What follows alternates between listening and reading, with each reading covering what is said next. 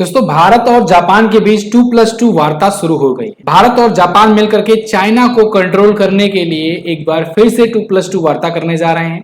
आज की इस वीडियो में हम लोग जानेंगे ये 2+2 वार्ता होती क्या है, इसकी इंपॉर्टेंस क्या होती है, भारत किन किन देशों के साथ 2+2 वार्ता करता है और साथ ही साथ जो भी सैन्याभ्यास वगैरह होते हैं या जो भी चीजें बड़ी चीजें निकल करके आई हैं इससे रिलेटेड, इन सबको हम लोग जानने वाले हैं। बहुत ही ज्यादा इंफॉर्मेटिव वीडियो होने वाली है दोस्तों हर बार की तरह, तो चैनल को सब्सक्राइब जरूर करिए। इंडिया और जापान इन दोनों के बीच में 7 सितंबर से लेकर के 10 सितंबर के बीच में 2+2 वार्ता हुई। अब ये 2+2 वार्ता का मतलब क्या होता है? 2+2 वार्ता का मतलब है कि 2 मंत्री इधर की तरफ से और 2 मंत्री उधर की तरफ से, और वो भी कौन कौन से मंत्री? एक तो होंगे रक्षा मंत्री और दूसरे होंगे विदेश मंत्री। यानी कि रक्षा मंत्री और विदेश मंत्रियों की ये बैठक होती है। तो रक्षा मंत्री और विदेश मंत्री भारत की तरफ से और ऐसे ही सेम रक्षा मंत्री और विदेश मंत्री जापान की तरफ से रहेंगे, या जिस देश के साथ हो रहा होगा 2+2 वार्ता उस देश के रहेंगे। तो यहां पर आप देख पाओगे कि भारत के रक्षा मंत्री राजनाथ सिंह जी और भारत के विदेश मंत्री एस जयशंकर जी, ये दोनों गए हुए हैं दोस्तों जापान, और जापान में ये 2+2 मीटिंग करेंगे। जापान में दोस्तों वहां के जो इनके समकक्ष हैं, यानी कि रक्षा मंत्री से अगर देखिए हाथ मिला रहे हैं तो वो वहां के रक्षा मंत्री मिला रहे हैं हाथ, यासुकाजु हमादा, और विदेश मंत्री जो हैं इनके साथ वहां के विदेश मंत्री हाथ मिलाएंगे जो कि हैं योशिमासा हयाशी। यानी कि ये रक्षा मंत्रियों और विदेश मंत्रियों की बैठक होती है। तो योशिमासा हयाशी के साथ एस जयशंकर जी की मीटिंग होगी और यासुकाजु हमादा के साथ रक्षा मंत्री राजनाथ सिंह जी की मीटिंग होगी। अब इसके तहत दोस्तों बहुत सारी चीजें हुई, क्योंकि 7 सितंबर से ये शुरू हो चुका है, तो आज दूसरा दिन है जब मैं ये वीडियो रिकॉर्ड कर रहा हूं। 10 सितंबर तक ये वार्ता चलेगी। इसमें बहुत सारे सेक्टर पर बातचीत चलेगी। इसमें शुरुआत में अभी तक जो चर्चा हुई है उसमें अगर बात करें तो जो भारत और जापान के बीच में युद्धाभ्यास वगैरह होते हैं, जैसे जिमेक्स हो गया, जिमेक्स आप जानते हो JIMEX लिखा जाता है, यानी कि जापान इंडिया मैरीटाइम एक्सरसाइज, ये समुद्री सैन्याभ्यास होता है दोस्तों जापान और भारत के बीच में, इसके बारे में। और मालाबार युद्धाभ्यास के बारे में चर्चा हुई। मालाबार युद्धाभ्यास भी आपको पता होना चाहिए। मालाबार में भारत, ऑस्ट्रेलिया, जापान और अमेरिका, ये 4 देश मिलकर के अभ्यास करते हैं, ठीक है। और यही 4 देश तो क्वाड कंट्रीज का हिस्सा हैं। आपको ये भी पता होगा कि भारत वाले क्वाड में दोस्तों भारत, जापान, अमेरिका और ऑस्ट्रेलिया है। ये सभी चाइना को काउंटर करने के लिए हैं। चाइना के पीछे ही ये लोग क्यों पड़ गए हैं, इसको हम लोग आगे अभी समझेंगे।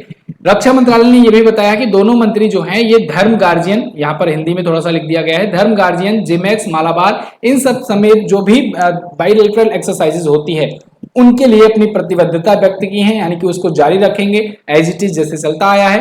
साथ ही साथ इस साल जो मिलन हुआ था सैन्य अभ्यास, जो कि विशाखापत्तनम में हुआ था, एक मल्टीनेशनल एक्सरसाइज थी, इसके बारे में भी बातचीत चली, इसके सक्सेस के बारे में बातचीत हुई। इसके अलावा दोस्तों भारत में डिफेंस सेक्टर में कैसे इन्वेस्टमेंट लाया जा सके जापान से, इस पर भी बात हुई। हमारे रक्षा मंत्री राजनाथ सिंह जी ने ये कहा कि आप डिफेंस सेक्टर में भी इंडिया में इन्वेस्ट करो। जापान जो है इन्वेस्टमेंट करता तो है इंडिया में, लेकिन ऑटोमोबाइल सेक्टर और टेक्नोलॉजी सेक्टर में ज्यादा करता है। उससे कहा जा रहा है कि डिफेंस सेक्टर में भी इन्वेस्टमेंट करने की जरूरत है, आपको भी वहां पर देखना चाहिए। इंडिया और जापान के बारे में अगर बात करें कि कब से ये शुरू हुआ है 2+2 वार्ता, तो इसके बारे में 2018 में दोस्तों सबसे पहले चर्चा हुई थी। हालांकि मीटिंग 2019 में जाकर के हुई। पहली 2+2 वार्ता भारत और जापान के बीच में 2019 में हुई। अभी रिसेंटली आपको पता होगा कि फूमियो किशिदा जब 4-5 महीने पहले भारत की यात्रा पर थे, भारत जापान शिखर सम्मेलन में, तो उस टाइम पर उन्होंने घोषणा करी हुई थी कि भारत में अगले 5 सालों में 3,20,000 करोड़ रुपए की इन्वेस्टमेंट करेंगे। ये बहुत बड़ा अमाउंट है। अगले 5 वर्षों में जापान 3,20,000 करोड़ रुपए इंडिया में इन्वेस्टमेंट करने वाला है। इसकी घोषणा खुद PM फूमियो किशिदा ने किया हुआ था कुछ महीनों पहले। देखिए पहले 2+2 वार्ता में दोस्तों, या कहें कि इस टाइप का जो भी चीजें शुरू हुआ चाइना को काउंटर करने के लिए, भारत और जापान के जो भी रिलेशन शुरू हुए, जो मजबूती आई एक प्रकार से, उसमें शिंजो आबे का बहुत बड़ा रोल रहा था। 2018 में जब दोनों देशों के बीच में बातचीत हुई कि 2+2 संवाद किया जाएगा, हम लोग 2+2 वार्ता शुरू करेंगे, और 2019 में जाकर के ये बैठक हुई, तो उस टाइम पर प्रधानमंत्री हुआ करते थे जापान के शिंजो आबे। शिंजो आबे वही हैं जिनका दोस्तों अभी कुछ ही दिनों पहले हत्या कर दी गई थी जिनकी, और ये भारत की तरफ से, भारत और जापान के रिलेशन को इतना अच्छा करने के लिए भारत की तरफ से पद्म विभूषण से भी सम्मानित किए जा चुके थे। PM मोदी इनको अपना बहुत अच्छा दोस्त भी मानते हैं। शिंजो आबे अब इस दुनिया में तो नहीं है, लेकिन इन्होंने इंडिया और जापान के बीच में जो रिलेशन जो नींव स्थापित करके गई थी, उसको कहीं ना कहीं बहुत ज्यादा मजबूती मिलने वाली है, क्योंकि अब जापान अगले दोस्तों 5 सालों में 3,20,000 करोड़ भी इन्वेस्टमेंट करेगा। भारत जापान वार्षिक शिखर बैठक 13वीं जब हुई थी टोक्यो में, तब पहला वाला मीटिंग हुआ था।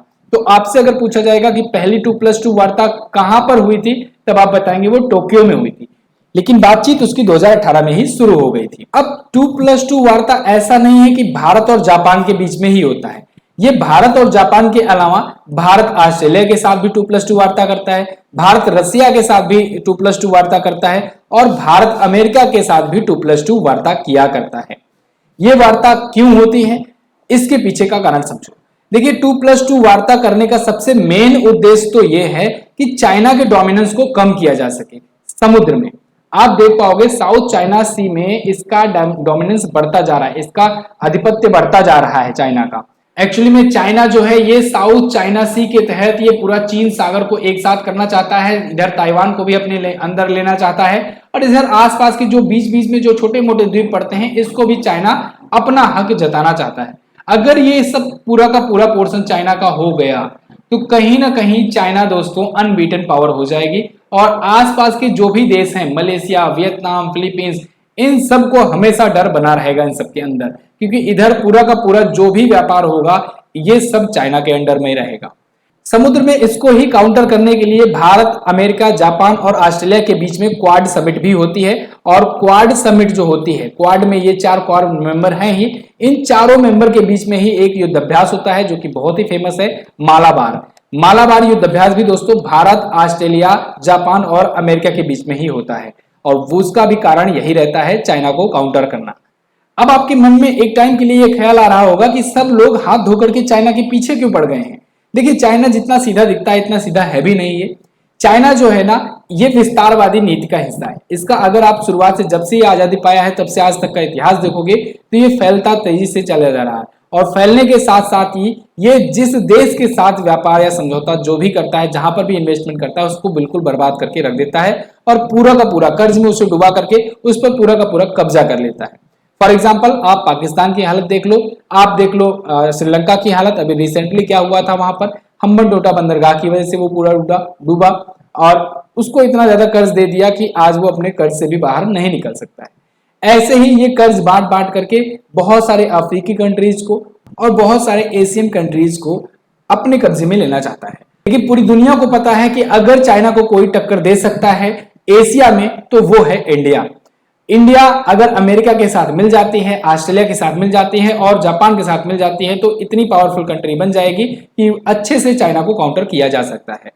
तो इसी वजह से अमेरिका जो है ये इंडिया की तरफ रुख करता है, और इंडिया कई मामलों में अपने हिसाब से काम करने की वजह से अमेरिका तक को झुका लेता है। अभी आपने देखा जब मार्च में भारत और अमेरिका के बीच में 2+2 वार्ता हुई थी, तो उस टाइम पर भी रक्षा मंत्री और विदेश मंत्री हमारे अमेरिका गए हुए थे, और उस टाइम पर हमारे विदेश मंत्री से इंडिया और रसिया के रिलेशन के बारे में पूछा गया, और वहां पर इन्होंने जबरदस्त तरीके का जवाब दिया। इनसे पूछा गया था कि इंडिया अभी भी रसिया से इतना नरम रुख क्यों अपनाता है, उससे व्यापार क्यों कर रहा है, उससे तेल और गैस क्यों परचेज कर रहा है। तो एस जयशंकर जी ने जबरदस्त जवाब दिया था, उस टाइम पर ही कह दिया था कि जितना हम लोग 6 महीने में यूज करते हैं ऑयल और गैस, जितना परचेज करते हैं, उतना यूरोपियन कंट्रीज आधे दोपहर में भी यूज कर लेते हैं, खरीद लेते हैं, परचेज कर लेते हैं रसिया से।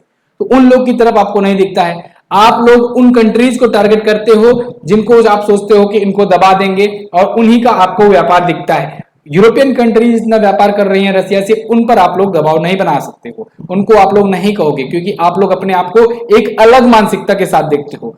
आप लोग एशियन नेशंस को दूसरी तरीके से दबाने का प्रयास करते हो। यहाँ पर उन्होंने क्लियरली ये मैसेज दिया कि इंडिया ना रसिया की साइड है, ना इंडिया अमेरिका की साइड है, इंडिया अपनी साइड है। यानी इंडिया का भी एक साइड होगा, और इंडिया अपने हितों के साथ समझौता नहीं करेगा, जहां पर उसे हित लगेगा उसके साथ वो डील करेगा, और उसके लिए वो पूरी तरीके से स्वतंत्र है, किसी भी देश के दबाव में वो नहीं आएगा।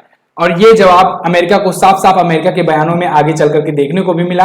अमेरिका जो है आगे चल करके आपने देखा कि काटसा जो कानून था उसको भी इंडिया के लिए कहा कि इंडिया के लिए हम ये नहीं लगाएंगे, काटसा सैंक्शन नहीं लगाएंगे, और भी बहुत सारी जो डील हुई उसमें नरमी बरतनी देखने को मिली। और इसी बात को लेकर के इमरान खान भी चिल्लाते हुए नजर आए कि फॉरेन पॉलिसी हो तो इंडिया जैसी। फिलहाल इतना ही वीडियो में। वीडियो कैसी लगी आप लोग कमेंट करके बताइएगा। अगर आप और इन्फॉर्मेटिव वीडियो देखना चाहते हैं तो चैनल को सब्सक्राइब जरूर करें। Thank you so much. जय हिंद।